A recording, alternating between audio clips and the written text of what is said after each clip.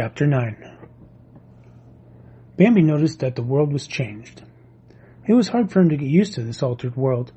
They had all lived like rich folk and now had fallen upon hard times. For Bambi knew nothing but abundance. He took it for granted that he would always have plenty to eat. He thought that he would never need to trouble about food. He believed he would always sleep in the lovely green-leafed glade where no one could see him, and would always go about in his smooth, handsome, glossy red coat. Now everything was changed without him even noticing it take place. The process that was ending had seemed only a series of episodes to him. It pleased him to see the milky white veils of mist steam from the meadow in the morning, or drop suddenly from the gray sky at dawn. It vanished so beautifully in the sunshine. The hoarfrost that covered the meadow with such dazzling whiteness delighted him too. Sometimes he liked to listen to his big cousins, the elks. The whole forest would tremble with their kingly voices.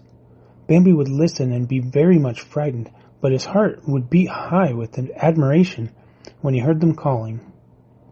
He remembered that the kings had antlers branching like tall, strong trees, and it seemed to him that their voices were as powerful as their antlers. Whenever he heard the deep tones of those voices, he would stand motionless. Their deep voices rolled towards him like mighty moaning of noble, maddened blood, whose primal power was giving utterance to longing, rage, and pride. Bambi struggled in vain against his fears. They overpowered him whenever he heard these voices. But he was so proud to have such noble relatives. At the same time, he felt a strange sense of annoyance because they were so unapproachable.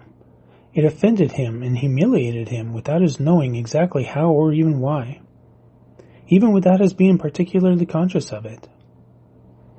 It was only after the mating season had passed, and the thunder of the stag's mighty voices had grown still, that Bambi began to notice other things once more. At night, when he roamed through the forest, or by day as he lay in the glade, he heard the falling leaves whisper among the trees. They fluttered and rustled ceaselessly through the air from all the treetops and branches, a delicate silvery sound that was falling constantly to earth. It was wonderful to awaken amidst it, wonderful to fall asleep to this mysterious and melancholy whispering. Soon the leaves lay thick and loose on the ground, and when you walked through them, they flew about, softly rustling. It was jolly to push them aside with every step. They were piled so high. It made a sound like shh, shh, soft and very clear and silvery. Besides, it was very useful, for Bambi had to be particularly careful these days to hear and smell everything. And with the leaves, you could hear everything very far off.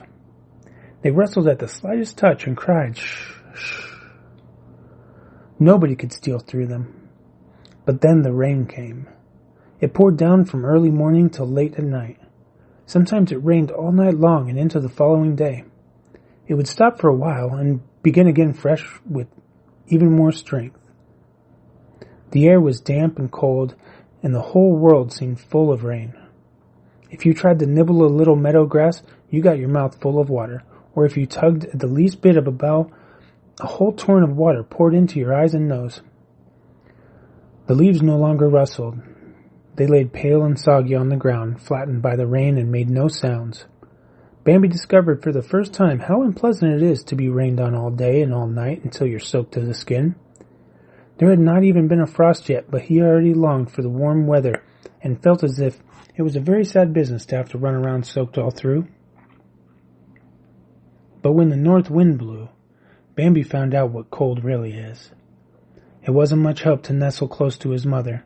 Of course, at first he thought it was wonderful to lie there and keep one side warm at least, but the north wind raged through the forest all day long and all night.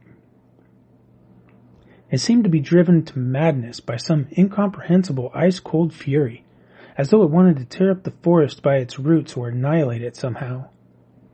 The trees groaned in stubborn resistance. They struggled mightily against the wind's fierce onslaught.